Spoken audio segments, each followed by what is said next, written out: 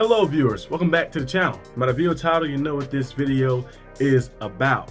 We got some training camp news for you guys here today with the Steelers. Today they went different. You know, they had the pads on today. You know, Coach Tomlin, I think he's talking right now actually as I speak on this video. They have the pads on today. You know, talking about that. The guys getting kind of back into the groove. 'Cause I think next week we play the Texans on August the 9th, if I'm not mistaken. August the 9th for our training camp.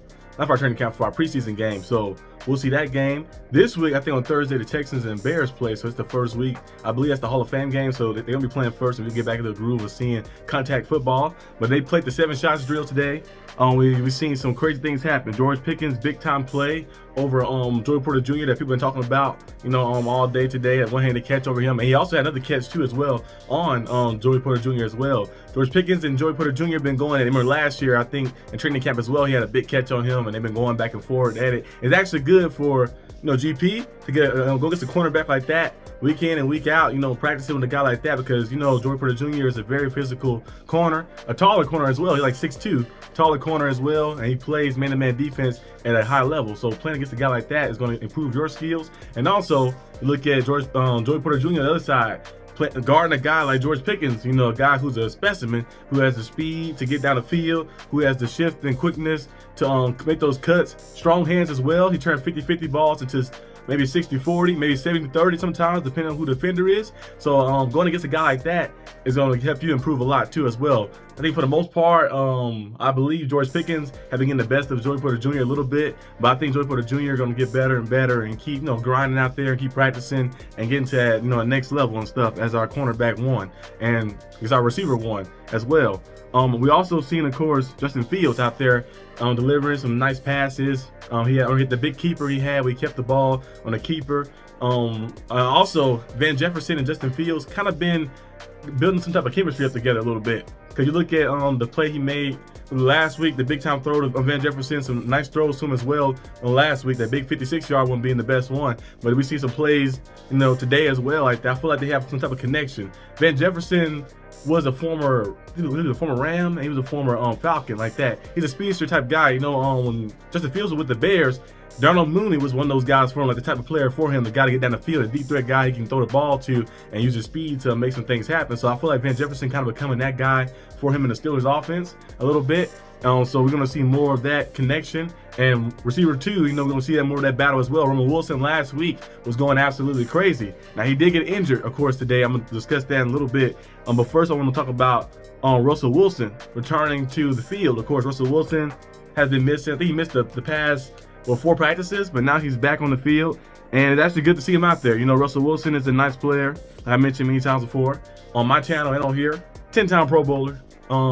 He was an All-Pro before as well. Super Bowl champion, been to the Super Bowl twice, a future Hall of Famer. To see him back out there on the field, you know, the calf injury can still be lingering, so he was out there doing some drills, you know, making some throws as well. Had his helmet on, had his pads on and everything as well. So Russell Wilson gonna be out there ready to go. Like I mentioned last video, I believe the best case scenario would be Russell Wilson starts as the starter throughout the entirety of the season, and Justin Fields sit behind him and learn behind a future Hall of Fame quarterback, learn. And in the future, we'll see Justin Fields get more opportunity. But it was also great for the Steelers to kind of put that narrative in the air, like the quarterback situation is still open, to kind of build some competition for those guys and push those guys to limits. You never want to feel like and settle for anything. Like, you know, have most of the people that try to settle and think they're entitled for position or entitled for a spot. You want to go out there and be like, hey, every time you're on the field, you're going to earn it. Every time you're out there, you're going to earn it every single time. Like I mentioned in the last video, remember the great players like LeBron, Michael Jordan, Tom Brady, they always found a chip on their they always have a chip on their shoulder. Even though they're the best of all time, they always thought somebody was coming for their spot or someone was putting them second place or something. So they always went out there and played hard with tenacity and energy. So Russell Wilson kind of getting that narrative, the Steelers thinking is open-minded and still open for anybody to start, kind of going to boost him and make him play better as well. And Justin Fields also getting the confidence to play better too and keep his development going well. But in my opinion, I think everybody kind of know that Russell Wilson will be the starter coming this week. Like that coming this not this week. I don't know if he's gonna play the preseason game that's coming up next week. I think most likely Russell Wilson will probably maybe miss the first preseason game. I think he got back to practice, but I don't know if he's gonna be playing fully. Kind of want to make sure to keep that watching the injury a little bit. I feel like the best case scenario for some quarterbacks who are a little older too as well. Some guys who are experienced, they really got to play preseason like that. But I feel like you should just wait to the end and then put Russell Wilson out there at the end, let him get some reps in at the end, like that, maybe a few drives on the last preseason game, and then he'd be ready and prepared for week 1 against the Falcons. So I don't think they go out there and just like, hey, we're gonna just let them play every week like that. I feel like they just wait, let Justin Fields play the preseason games, and him and Kyle Allen, and then we'll wait till the last preseason game, put Russell Wilson out there, let him get ready and get into shape and get ready for that game, so he can prepare himself for the Falcons one. But as you guys know, like I mentioned earlier in this video, Roman Wilson got injured, got banged up. Roman Wilson, he was looking pretty good last week. Last week he made some big time catches. And one of my favorite ones I saw last week was the one that Justin Fields threw to him over the top, and he caught it over the guy's helmet. It was a perfect ball, and it was nice, ball tracking too by Roman Wilson, like that, getting to the spot where only, like he can get the back shoulder a little bit in a sense and come down with it. He hurt his ankle today, I believe.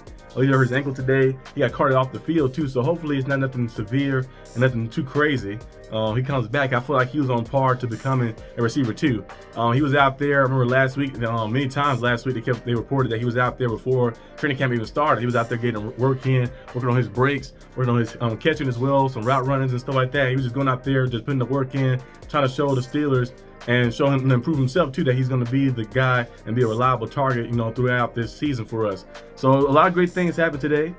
We see a lot of improvement, them getting in the pads on and getting more physical as well. Steelers are old school type of team, a team that's going to go out there just, hey, they want physicality and effort. That's the main thing. Effort is the main thing. So most time when you put effort out there, you're going to make something happen. Now, even if you're not the best player, you put 110% effort out there, some good things will start to happen. So, yeah, the Steelers look pretty good today in training camp. I know another thing that happened too, it doesn't involve the Steelers fully, but James Washington, I haven't heard his name in a long time. They said James Washington is now signed with the Falcons, so I guess he's looking for a little revenge. I remember the Steelers had James Washington a few years back, and he went to the Cowboys. Now he's on the Falcons now. When he was with us, I think he led our team in receiving yards. That one year we was down bad. We had, I think Doug Hodges was quarterback, and then Mason Rudolph, and all type of things that was going on. That's when Big Ben, he tore his elbow. So he led our team receiving yards that year. But just Dave Washington, he was an all right player with us. He had strong hands like that, could make some big time catches in the air and stuff. But it just didn't pan out fully like that to be like to carry on for a long term type of agreement. But he's gonna be on the Falcons. We're gonna see how they utilize him like that, a revenge game for him. But that's really all I got for this video today, guys. Hope you guys enjoyed it. If you did, leave a like and subscribe. I'll be having more stuff, of course, daily, keeping up with the training camp stuff, as you guys know, as the season kind of gets ready to start it. And then also the preseason game too, when the Steelers play the Texans on, I believe it's August the 9th, if I'm not mistaken. When we play the Texans, I would definitely be doing either a live watch party for that one or a game review. I gotta see like that. I might do I'm gonna do a live watch party on one of the preseason games, and I'm also gonna do the game reviews for each of them like that as well. And just dive into some stuff we see in the game like that, all the players. And most the preseason games not really the most exciting, but I always watch them every year. Ever since I was a child, I always watch them because you get to see some players that might not be the most popular players, or some young players and rookies who you might want to get some attention on, and also for fantasy purposes as well. And sometimes you can go out there and see some guys, might find some gems in fantasy, like that's kind of how I one year in fantasy football I was playing. I think I started my league. I call it the NFFA, National Fantasy Football Association. So I started my league, I believe it was 2019, 2018, around that range. I remember it's the year Mahomes threw the 50 touchdowns on his rookie season. I think the second year of his career. I remember I watched the preseason, and I knew Mahomes was like that because we've seen the previous year in Texas Tech. Of course, me being from Texas, I follow a lot of the Texas sports stuff as well. So I knew Mahomes was, but I didn't think he was gonna be that good. But when I saw him in preseason, we threw that big touchdown to Tyreek Hill, that 80-yard bomb down the field. I was like, oh, against the Falcons, I was like, he looked very good. So I put him on my watch list, and I drafted him second round that year in preseason. And then the rest is history. He went out there and went crazy and stuff, and helped my team out in fantasy a lot. I think I missed the championship that year though. I won the championship that year. I think I won the championships that year when I had him too. So he helped me out a lot. So sometimes you watch preseason games, you can help your fantasy team. You also can see some things of some young players, some players who might be potential, superstar players in the future. You never know, it can happen. So we're gonna be tuning into those and be locked in on those. So I hope you guys are prepared for that ride. And yeah, I'll see you guys next time on the channel. Peace out.